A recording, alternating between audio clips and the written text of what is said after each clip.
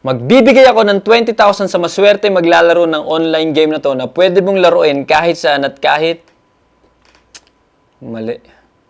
Yan ang madalas na intro ni King Lac sa pag-promote ng casino o gambling app. Simula November 2022 ay nakapag-promote na tayo ng 16 times sa video natin. Ang iba doon ay live na may cash giveaway. May mga comments gaya na lang nito. At eto naman, nagaling sa mga solid followers at subscribers natin na nagpapabot ng concern regarding dito. May mga rason ba't ko nagawang pasukin ng pag-promote ng casino o gambling app. Una ay ang expenses ng team o mga travels namin sa iba't ibang lugar sa Pilipinas, gaya na lang ng kada biyahe namin na malaki ang nagagastos, renta sa bahay na tinitirhan, bills at marami pang iba.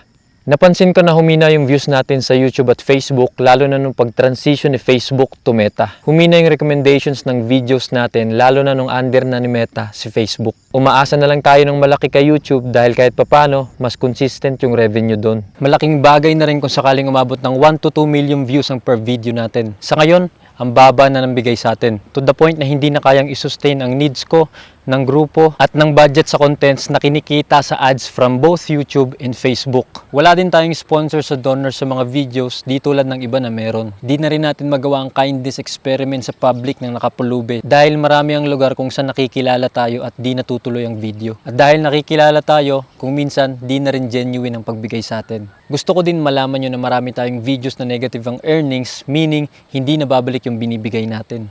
Marami ring videos ang lumalampas sa nagagastos natin sa actual budget dahil nakikita natin na kailangan pang dagdagan o minsan expectation versus reality. Napaka-sensitive ng topic na to lalo't maaaring may mga masapul dito, depende sa kung paano nyo to iintindihin. Gusto ko lang din linawin na lahat na nakikita nyong tinutulong o ginagastos natin sa mga videos ay galing pa din sa ads both Facebook and YouTube at hindi sa sugal. Kung napansin niyo, marami ang mga creators at kahit celebrity na nag-endorse ng gambling app dahil malaki ang kita doon at totoo yun. Marami ang nakabili ng mga mamahaling gamit, brand yung sasakyan at nakapagpagawa ng bagong bahay dahil sa pag-promote lang. Ako nga mismo ay nakapag-down na ng almost 300k last year sa sasakyan para may magamit lang kaming pang-travel sa mga probinsya. Although, hulugan lang ang kinuha ko dahil hindi pa natin kayang bumili ng brand yung sasakyan. Meron din naman tayong cake shop sa Cebu pero hindi pa nababawi ang puhunan kaya sa ngayon ay hindi rin nakakatulong financially. May merch din tayo pero sobrang baba pa ng sales. Andiyan pa yung pasweldo sa team ko at mga mahal sa buhay na sinusuportahan. Umabot na rin sa time na kumuha na ako ng pang-budget sa video galing sa loan o utang. At dahil di na nga kayang pondohan ang expenses ng team ay dito na ako tumanggap ng promotion sa online casino. Sa bayad galing sa pag-promote ng game ay kahit papano nakatulong yun sa mga gastusin namin behind the scene. Di rin ako tumatanggap every video. Pag pakiramdam ko ay medyo nagne-negative na yung financial ay doon na ulit ako tumatanggap. Pero di rin yan rason lalo na sa mata ng marami. At may mga ilang followers din na hindi nagustuhan yung pag-endorse ko ng casino app. Kaya gusto kong gamitin ang video na to para humingi ng pasensya sa mga naglaro ng game dahil sa pag-endorse ko. Dumating din sa puntong nako-compromise na ang meaning ng video dahil nahahaluan na ng ibang bagay. Nawawala na yung focus ng tao sa mismong content. Instead, ang ibang attention ay nasa gambling app na. Pangit rin na gamitin ang term na kapit sa patalim para maging excuse na lang. Di rin magandang gawin kong option ang pag-promote ng casino app halimbawang magipit. Na-realize ko na nagawa ko nga magsimula ng zero o walang binibigay sa video dati nung pandemic. Hanggang sa nagkaroon pa kunti-kunti, hanggang sa lumalaki na rin ang nabibigay. Ngayon pa kayang ma-experience na tayo kahit papano. Alam naman natin yung epekto ng online sugal. Gaya dati, nung nauso yung online sabong, maraming nalulong. Mas lumala nga ngayon dahil lahat ay pwede nang tumaya ultimo mga bata.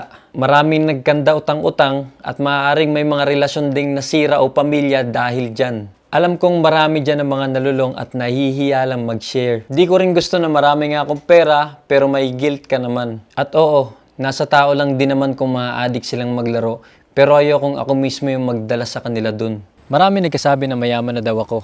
Ang napundar ko lang ay ang bahay na pinatayo ko para kay mama noong 2022 galing sa pag-video. Ako mismo ay walang sariling bahay at hanggang sa ngayon ay nangungupahan lang. Akala ng marami ay hayahay na. Mukha lang tayong mayaman dahil sa number of followers natin, pero ang totoo, di ko na rin sana gustong i-share yung mga gantong bagay about finances, pero mas mabuti na rin siguro to para at least maging aware kayo at masagot ang ilang mga tanong ninyo. Yung iba ay nangengwestiyon din tungkol sa intensyon natin sa pag-video. Minsan para na tayong politiko na kailangan sabihin ang detalye ng pagbibigay o projects para maging transparent lang at feeling ng iba na galing sa gobyerno ang sinishare natin. May mga oras na sumasagi sa akin na magbago na lang ng type of contents na walang nilalabas na pera para kahit papano wala masyadong gastos at masusolo ko yung sweldo ko gaya ng iba. O mag-change ka rin na lang o maghanap ng ibang trabaho at tumulong na lang pag meron ng sobra. Pero hindi. Baduy man pakinggan pero di ko na ma-imagine sa sarili ko na ihinto yung mga gantong klase ng content o related sa pagtulong. Di baling dahan-dahan ang dating ng blessing, ang importante makapag-share tayo kahit papano. Sa tingin ko rin, ito na yung purpose na binigay sa atin nung nasa taas kaya ba't pa natin bibitawan to? Wala na rin akong paki sa mga cum laude nating bashers dyan na mga Ingleserong analyst ko na malakas maghikayat ng mga ideology nila sa isip ng mga tao. Kung gusto nyong malaman kung ano ba talaga, subukan nyong sumama kahit 1 year na para sulit at para ma-experience nyo din. At ito, simple lang din. Kung hindi pleasing sa mga mata ninyo yung mga videos natin, madali lang mag-scroll. At sana, ito na yung huling beses na i-address ko yung gantong topic para di na kayo laanan ng energy pa dahil sayang lang. May mga mas importante pang dapat pagtuunan ng pansin. Alam kong sa pag-address ko ng issue na to, may mga kakilala, kaibigan na kapwa ko content creator na maiinis o magagalit dahil sa sinabi ko dito, pero wala na akong paki doon. Mas importante sa akin yung mga followers at subscribers ko. Marami akong malalaking plano na related sa pagtulong o similar, yun nga lang ay malaking budget ang kailangan at ayokong iasa yun sa pag-promote ng sugal. Di natin gusto na nagbibigay nga tayo ng tulong pero ang kapalit naman nun ay pagka-addict ng marami. Naisip ko rin na maintindihan naman siguro ako ng tao kung hindi pa ako makakapagbigay ng malalaki sa videos. Buti na lang at meron tayong brand deal kagaya ng power sales na nakakatulong sa atin kahit papano. Tulad na lang nito na nakakatulong lalo na pag gumagawa kami ng video. Lumalakas ang katawan at dagdag energy din to para di agad mapagod sa paghahanap buhay para sa pamilya. At napaka-effective din ito para maiwasan ng hypertension, diabetes, cardiovascular disease, pneumonia at iba't ibang uri ng cancer. Kaya ito, inom na tayo.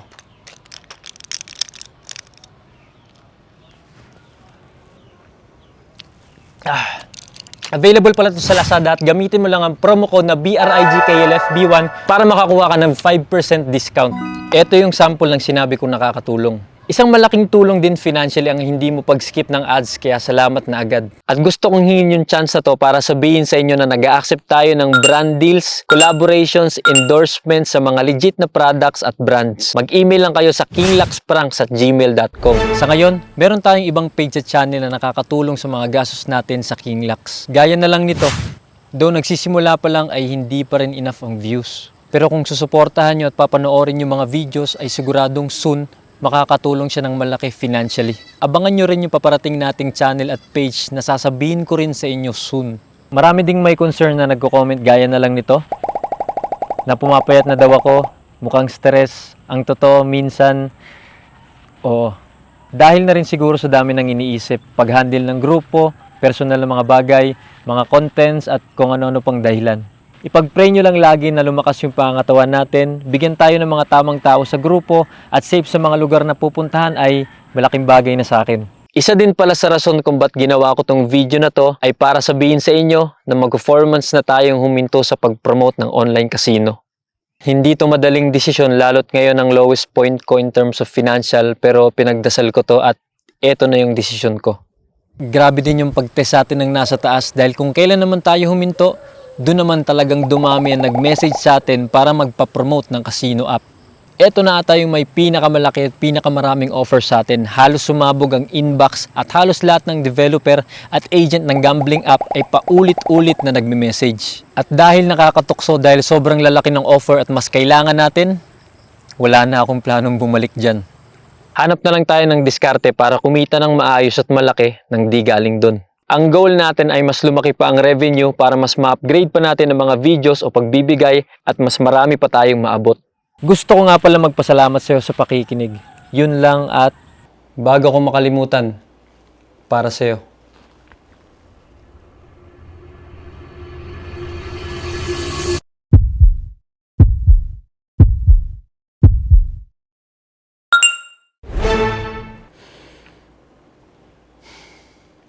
Ikaw naman.